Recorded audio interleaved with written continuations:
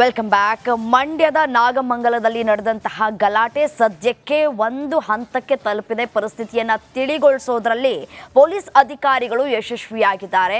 ಸದ್ಯಕ್ಕೆ 144 ಸೆಕ್ಷನ್ ಅನ್ನು ಜಾರಿ ಮಾಡಲಾಗಿದ್ದು ಶಾಲಾ ಕಾಲೇಜುಗಳಿಗೂ ಕೂಡ ಈಗಾಗಲೇ ರಜೆಯನ್ನ ಘೋಷಣೆ ಮಾಡಲಾಗಿದೆ. ಇವತ್ತು HD ಕುಮಾರಸ್ವಾಮಿ ಕೂಡ ಸ್ಥಳಕ್ಕೆ ಭೇಟಿಯನ್ನು ಕೂಡ ಕೊಡಲಿಕ್ಕಿದ್ದಾರೆ. ಇದೇ ವಿಚಾರಕ್ಕೆ ಸಂಬಂಧಪಟ್ಟಂತೆ ನಮ್ಮ ಪ್ರತಿನಿಧಿ ಆನಂದ್ ಪ್ರತ್ಯಕ್ಷ ವರದಿಯನ್ನ ಕೊಟ್ಟಿದ್ದಾರೆ. ನೋಡ್ತಾ ಹೋಗೋಣ. ನಾಗಮಂಗಲದಲ್ಲಿ ಇವತ್ತು ಅನ್ಯ ಕೋಮಿನ ಗುಂಪಂತೂ ಗಣೇಶ ವಿಸರ್ಜನಾ ವೇಳೆ ದಾಂಧಲೆ ನಡೆಸಿದೆ, ಕಿಡಿಗೇಡಿ ಕೃತ್ಯವನ್ನು ಮಾಡಿದೆ. ಜೊತೆಗೆ ಯಾಕಾಗಿ ಇದೊಂದು ಕೃತ್ಯ ನಡೆದಿತ್ತು ಅನ್ನೋದನ್ನ ನಾನು ನಿಮಗೆ ಒಂದು ದೃಶ್ಯ ಸಹಿತ ಹೇಳ್ಕೊಂಡು ಹೋಗುವಂಥ ಪ್ರಯತ್ನವನ್ನು ಮಾಡ್ತೀನಿ. ಸದ್ಯ ನಾನು ನಾಗಮಂಗಲದ ಏನು ಅನ್ಯ ಕೋಮಿನ ಪ್ರಾರ್ಥನಾ ಮಂದಿರದ ಸ್ಥಳದಲ್ಲಿದ್ದೀನಿ. ಈಗ ಈ ದೃಶ್ಯದಲ್ಲಿ ಗಮನಿಸ್ಬೋದು. ಸದ್ಯಕ್ಕೆ ನಾನು ಏನು ಮೈಸೂರು ಜೈವರ್ಗಿ ರಸ್ತೆಯಲ್ಲಿದ್ದೀನಿ. ಇದೇ ಮಾರ್ಗವಾಗಿ ಇವತ್ತು ಗಣೇಶ ಮೆರವಣಿಗೆ ಬರ್ತಾಯಿದ್ದು. ಗಣೇಶ ಮೆರವಣಿಗೆ ಬರ್ತಿದ್ದಂಥ ಸಮಯದಲ್ಲಿ ಇಲ್ಲಿಗೆ ಅಂದರೆ ಏನು ಪ್ರಾರ್ಥನಾ ಮಂದಿರ ಇದೆ, ಈ ಪ್ರಾರ್ಥನಾ ಮಂದಿರದ ಹತ್ರ ಯಾವುದೇ ಕಾರಣಕ್ಕೂ ಕೂಡ ಏನು ಮೆರವಣಿಗೆ ಬರಬಾರ್ದು ಅನ್ನೋ ಕಾರಣಕ್ಕೆ ಇಲ್ಲಿ ಒಂದಷ್ಟು ಕಿಡಿಗೇಡಿಗಳು ಗಲಾಟೆಯನ್ನು ನಡೆಸಿದ್ರು. ಜೊತೆಗೆ ಏನು ಇಲ್ಲಿ ಒಂದು ವೃತ್ತ ಇದೆ ಮಂಡ್ಯ ಸರ್ಕಲ್, ಆ ಮಂಡ್ಯ ಸರ್ಕಲ್ ಬಳಿ ಗಲಾಟೆಯನ್ನು ನಡೆಸೋ ಮೂಲಕ ಒಂದು ಅಷ್ಟು ದಾಂಧಲೆಯನ್ನು ನಡೆಸಿದ್ದಾರೆ. ಯಾವುದೇ ಕಾರಣಕ್ಕೂ ಈ ಸ್ಪಾಟ್ಗೆ ಬರಬಾರ್ದು, ಜೊತೆಗೆ ಈ ರಸ್ತೆಯಲ್ಲಿ ಹೋಗಬಾರ್ದು, ಯಾವುದೇ ಕಾರಣಕ್ಕೂ ಕೂಡ ಮುಖ್ಯ ರಸ್ತೆಯಲ್ಲಿ ಅವ್ರ ಪಾಡ್ಗೆ ಅವ್ರು ಹೋಗ್ತಾ ಇದ್ರು. ಆದರೆ ಮುಖ್ಯ ರಸ್ತೆಯ ಪಕ್ಕದಲ್ಲಿ ಏನು ಅನ್ಯಕೋಮಿನ ಪ್ರಾರ್ಥನಾ ಮಂದಿರ ಇದೇನೋ ಕಾರಣ ಮುಂದೇನಪ್ಪ ಅನ್ನೋ ಸ್ಥಿತಿಗೆ ಬಂದು ತಲುಪಿವೆ. ಅದೇ ರೀತಿ ಕೆಲವರು ಏನು ವಾಹನಗಳನ್ನು ಕಳ್ಕೊಂಡಿದ್ದಾರೆ, ವಾಹನಗಳಿಗೆ ಬೆಂಕಿಯನ್ನು ಇಟ್ಟಿದ್ದಾರೆ. ಅದೇ ರೀತಿ ಬಡ ವಿಕಲಚೇತನರ ಒಬ್ಬರ ತ್ರಿಚಕ್ರ ವಾಹನಕ್ಕೂ ಕೂಡ ಬೆಂಕಿಯನ್ನು ಹಾಕಲಾಗಿದೆ. ದೃಶ್ಯದಲ್ಲಿ ಗಮನಿಸ್ಬೋದು. ಏನು ಈ ಒಂದು ತ್ರಿಚಕ್ರ ವಾಹನವನ್ನು ಸಲ್ಮಾನ್ ಅನ್ನೋರಿಗೆ ಸರ್ಕಾರದಿಂದ ನೀಡಲಾಗಿತ್ತು. ಇದೇ ವಾಹನವನ್ನು ಬಳಸ್ಕೊಂಡು ಜೀವನವನ್ನು ಮಾಡ್ತಿದ್ರು. ಏನು ಅಂಗಡಿಗೆ ಅಂದರೆ ಅವ್ರು ಕೆಲಸ ಮಾಡೋದಕ್ಕೆ ಹೋಗಬೇಕಾದ್ರೆ, ಜೊತೆಗೆ ಮನೆಗೆ ಹೋಗೋದಕ್ಕೆ ಇದೇ ವಾಹನವನ್ನು ಅವಲಂಬಿಸಿದ್ರು. ಜೊತೆಗೆ ಯಾವುದಾದ್ರೂ ಕೆಲಸ ಇದ್ದರೆ ಇದೇ ವಾಹನವನ್ನು ಅವಲಂಬಿಸಿದ್ರು. ಇದೀಗ ರಾತ್ರಿ ನಡೆದಂಥ ಏನು ಕಿಡಿಗೇಡಿಗಳ ಕೃತ್ಯಕ್ಕೆ ಈ ತ್ರಿಚಕ್ರ ವಾಹನ ಸಂಪೂರ್ಣವಾಗಿ ಸುಟ್ಟು ಭಸ್ಮವಾಗಿದೆ.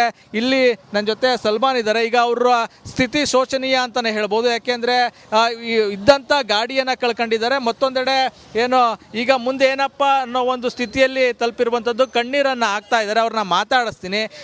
ನೀವು ಇದೇ ಗಾಡಿಯನ್ನು ಅವಲಂಬಿಸಿದ್ರಿ, ಈಗ ನಿಮ್ಮ ಗಾಡಿ ಸುಟ್ಟು ಭಸ್ಮ ಆಗಿದೆ, ಏನು ಹೇಳ್ತೀರಿ? ಬೇರೆಯವ್ರ ಗಾಡಿ ಕೊಡ್ತಿದ್ದಾರೆ, ನಮಗೆ ಎಲ್ಲಿ ಹೋಗ್ಬೇಕು ನಾವು? ಈಗ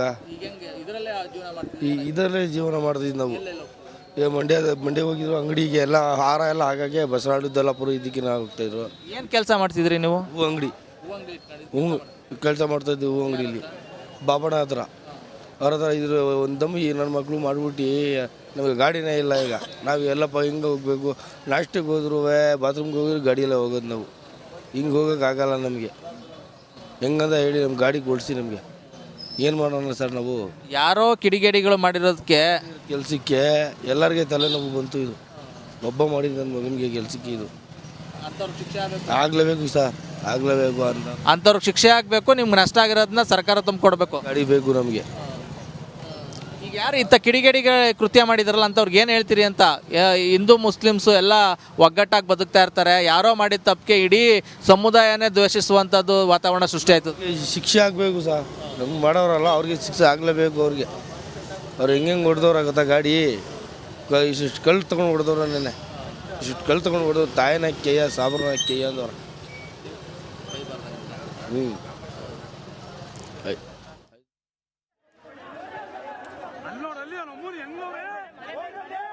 ಕೂಡ ಗಮನಿಸ್ತಾ ಇದ್ದೀರಿ, ಹಲವರು ತಮ್ಮ ಗಾಡಿಗಳನ್ನು ಕಳೆದುಕೊಂಡಿದ್ದಾರೆ. ನಮ್ಮ ಗಾಡಿಗಳನ್ನು ನಮಗೆ ಕೊಡಿಸಿ ಅನ್ನುವಂತಹ ಮನವಿಯನ್ನು ಕೂಡ ಮಾಡಿಕೊಂಡಿದ್ದಾರೆ. ಆಕ್ರೋಶ ಭರಿತವಾಗಿ ಕೂಡ ಮಾತನಾಡ್ತಾ ಇದ್ದಾರೆ. ನಾವು ಈ ಗಾಡಿಗಳ ಮೇಲೆ ಡಿಪೆಂಡ್ ಆಗಿದ್ವಿ, ಇದೀಗ ನಮ್ಮ ಜೀವನ ಬೀದಿಗೆ ಬಂದ್ಬಿಟ್ಟಿದೆ, ಸರ್ಕಾರ ಇದಕ್ಕೆ ಹೊಣೆ ಆಗಬೇಕು ಅನ್ನುವಂತಹ ನಿಟ್ಟಿನಲ್ಲೂ ಕೂಡ ಮಾತನಾಡ್ತಾ ಇದ್ದಾರೆ.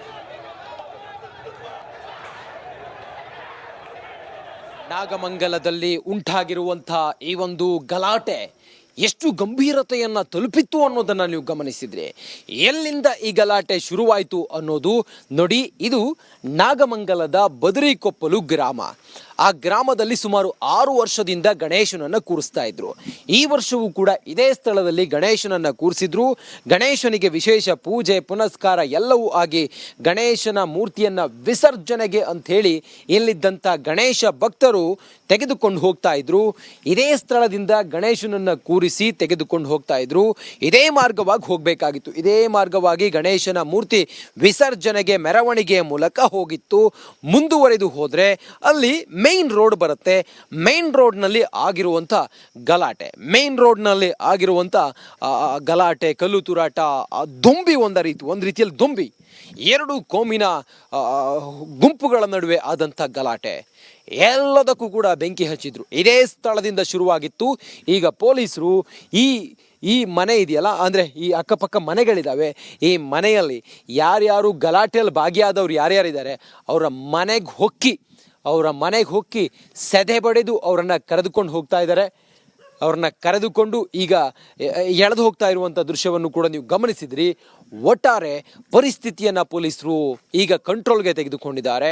ಅದರ ಜೊತೆಗೆ ಯಾರ್ಯಾರು ಕಿಡಿಗೇಡಿ ಕೃತ್ಯವನ್ನು ಮಾಡಿದ್ರು ಅಂಥವ್ರನ್ನ ಪೊಲೀಸರು ರಾತ್ರೋರಾತ್ರಿ ಗಂಟೆ ಈಗ 2:30 ಆಗಿದೆ.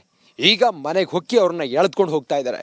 ಕ್ಯಾಮ್ರಾ ಪರ್ಸನ್ ಮಂಜುನಾಥ್ ಜೊತೆ ನಾನು ರಂಜಿತ್ ಶಿರ್ಯಾ, ರಿಪಬ್ಲಿಕ್ ಕನ್ನಡ, ನಾಗಮಂಗಲ. ಇರುವಂಥ ಕೋಮು ಸಂಘರ್ಷ ಇದೆಲ್ಲದರ ನಡುವೆ ಆ ಒಂದು ಸಮಯದಲ್ಲಿ ಉಂಟಾದಂಥ ಸಂಘರ್ಷ, ಆ ಸಂಘರ್ಷದಲ್ಲಿ ಭಾಗಿಯಾಗಿದ್ದಾರೆ ಅಂಥೇಳಿ ನಾಗಮಂಗಲದ ಬ್ಲಾಕ್ ಕಾಂಗ್ರೆಸ್ ಅಧ್ಯಕ್ಷ ರಾಜೇಶ್ ಅವರ ಪುತ್ರನನ್ನು ಕೂಡ ಪೊಲೀಸರು ವಶಕ್ಕೆ ಪಡೆದಿದ್ದಾರೆ. ರಾಜೇಶ್ ಅವರು ನಮ್ಮ ಜೊತೆಲಿದ್ದಾರೆ. ಸರ್, ತಮ್ಮ ಮಗ ಆ ಸಂಘರ್ಷದಲ್ಲಿ ಅಥವಾ ಆ ಗಲಾಟೆಯಲ್ಲಿ ಇದ್ರಾ? ನನ್ನ ಮಗ ಆ ಗಣಪತಿಯ ವಿಸರ್ಜನೆ ಸಮಯದಲ್ಲಿ ಅಲ್ಲಿಗೆ ಹೋಗಿದ್ದ. ಆ ಸಂದರ್ಭದಲ್ಲಿ ನನ್ನ ಮಗ ಅದನ್ನ ಅವಾಯ್ಡ್ ಮಾಡಿ ಬಿಡಿಸ್ಬೇಕು ಅಂತ ಹೇಳಿ ಆಗ ಹೋಗಿದ್ದೆ ಹೊರತು ಆ ಗಲಾಟೆಗೂ ಆ ಸಂದರ್ಭಕ್ಕೂ ಇಲ್ಲ. ನನ್ನ ಮಗ ಆ ಗಣಪತಿಯನ್ನ ವಿಸರ್ಜನೆಯನ್ನ ಮಾಡಿಸಿ ಎಲ್ಲರ ಹುಡುಗರನ್ನ ಸಮಾಧಾನ ಮಾಡಿ ಬಂದಿದ್ದಾನೆ. ಆದರೂ ಪೊಲೀಸ್ನವರು ಈಗ ಅರೆಸ್ಟ್ ಮಾಡ್ತಾ ಇರೋರು ಎಲ್ಲರೂ ಸಹ ನಿರಪರಾಧಿಗಳು. ಯಾರೋ ಇದು ಕಿಡಿಗೇಡಿಗಳು ಇವರನ್ನ ಬಳಸ್ಕೊಂಡು ನಮ್ಮ ಹುಡುಗರನ್ನ ಈಗ ಅರೆಸ್ಟ್ ಮಾಡ್ತಾ ಇರೋ ಹುಡುಗರನ್ನ ಬಳಸ್ಕೊಂಡು ಬೇರೆಯವರು ಈ ದುಂಬಿಗೆ ಕಾರಣರಾಗಿದ್ದಾರೆ ಹೊರತು ಈಗ ಅರೆಸ್ಟ್ ಮಾಡ್ತಾ ಇರೋ ಹುಡುಗರು ಯಾರೂ ಅದಕ್ಕೆ ಭಾಗಿಯಾಗಿಲ್ಲ. ಬೇಕಾದ್ರೆ ಎಲ್ಲ ಫುಟೇಜ್ಗಳನ್ನ ತೆಗೆದು ನೋಡ್ಲಿ. ನನ್ನ ಮಗನಾಗ್ಲಿ ಅಲ್ಲಿ ಈಗ ಅರೆಸ್ಟ್ ಮಾಡ್ತಾ ಇರೋ ಹುಡುಗರನ್ನ ಏನು ಕಾಂಗ್ರೆಸ್ ಪಕ್ಷದವ್ರನ್ನೇ ಅರೆಸ್ಟ್ ಮಾಡ್ತಾ ಇರೋದು. ಈಗ ಯಾವುದೇ ಕಾರಣಕ್ಕೂ ಕಾಂಗ್ರೆಸ್ ಪಕ್ಷದವ್ರನ್ನ ಅರೆಸ್ಟ್ ಗುರಿಯಾಗಿಟ್ಟುಕೊಂಡು ಕಾಂಗ್ರೆಸ್ ಪಕ್ಷದ ಹಿಂದೂಗಳನ್ನ ಅರೆಸ್ಟ್ ಮಾಡ್ತಾ ಇದ್ದಾರೆ. ಅವ್ರು ಯಾರೂ ಆ ಒಂದು ಗಲಾಟೆಯಲ್ಲಿ ಭಾಗವಹಿಸಿಲ್ಲ. ಗಣಪತಿ ಬುಡಕ್ಕೆ ಹೋಗಿದ್ದಾರೆ. ಅವರು ಪೊಲೀಸ್ನವರು ಅವ್ರ ಮೇಲೆ ಹಲ್ಲೆ ಮಾಡಿದ್ದಾರೆ. ಆಗ ಆ ಕಾರಣಕ್ಕೆ ಹೋಗಿದ್ದಾರೆ ಹೊರತು ಈ ಒಂದು ಗಣಪತಿಗೆ ಈ ಕಾರ್ಯಕ್ರಮದಲ್ಲಿ ಯಾರೂ ಭಾಗಿಯಾಗಿಲ್ಲ. ಆದ್ರಿಂದ ಈ ನಮ್ಮ ಮನೆಯನ್ನ ಹಲ್ಲೆ ಮಾಡಿ ಹೋಗಿದ್ದಾರೆ. ಆ ಕಾರಣಕ್ಕೆ ಈ ಒಂದು ನನ್ನ ಮಗ ಅಲ್ಲಿ ಭಾಗಿಯಾಗಿಲ್ಲ. ಎಷ್ಟೊತ್ತಿಗಾಯ್ತು ಘಟನೆ, ಯಾಕಾಯ್ತು, ಹೇಗಾಯ್ತು ಅಂತ? ಈ ಘಟನೆ ಅಲ್ಲೇನೋ ಹೋಗುವಾಗ ಘಟನೆ ಆಗಿರೋದಷ್ಟೇ.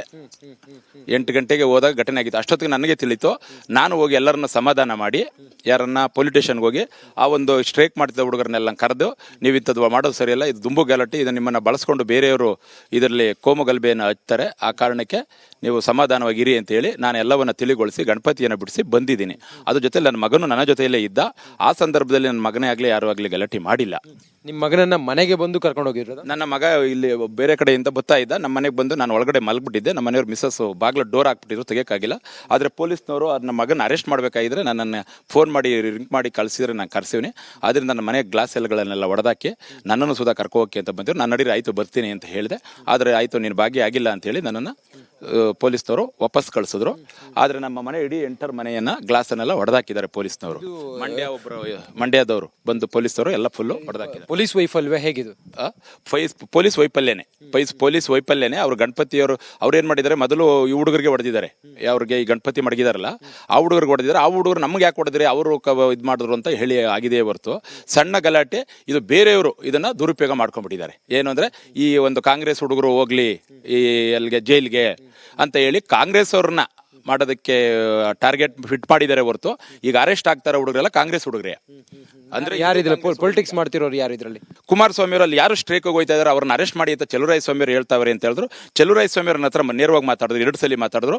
ಯಾರು ದುಂಬಿ ಗಲಾಟೆ ಮಾಡ್ಕೊಬೇಡಿ. ಅವ್ರು ಒಂದ್ ವೇಳೆ ನೀವು ಬಳಕ ನಿಮ್ಮನ್ನ ನೀವು ಈಗ ಅಲ್ಲಿ ಹೋಗಿ ನೀವು ನ್ಯಾಯ ಕೇಳಕ್ ಹೋಗಿದ್ರಿ, ನಿಮ್ಮನ್ನ ದುರುಪಯೋಗ ಮಾಡ್ಕೋತಾರೆ, ಬೇರೆಯವರು ನಿಮ್ಮನ್ನ ದುರುಪಯೋಗ ಮಾಡ್ಕೊಡ್ತಾರೆ ಅಂತ ಸುರೇಶ್ ಗೌಡನ ಕಡೆಯವರು ಕುಮ್ಮಕ್ಕೋಟಿ 2 ಜನ ಕೌನ್ಸಿಲರ್ ಬಂದು ಆ ಕುಮ್ಮಕ್ಕೋಟಿ ಆ ಗಲಾಟೆ ಎಸಕ್ಕೆ ಸುರೇಶ್ ಗೌಡನ ಕಡೆಯವರು ಕಾರಣರೇ ಹೊರತು ಈ ನಾವು ಯಾರು ಕಾರಣರಲ್ಲ. ಆದ್ರೆ ಅರೆಸ್ಟ್ ಮಾಡ್ತಾ ಇರೋದಲ್ಲ ನಮ್ಮ ಹುಡುಗರನ್ನ ಅರೆಸ್ಟ್ ಮಾಡ್ತಾರೆ. ಮಗನ್ ಯಾಕೆ ಟಾರ್ಗೆಟ್ ಮಾಡಿದ್ರು ಅಂತ? ನನ್ನ ಮಗ ಉದ್ದಾಗ ಲಿಂಬಾಗಿದ್ದಾನೆ, ಅವನು ಎಲ್ಲರೂ ಬಿಡಿಸ್ತಿದ್ನಲ್ಲ, ಆ ಕಾರಣಕ್ಕೆ ಅವರು ನನ್ನ ಮಗನ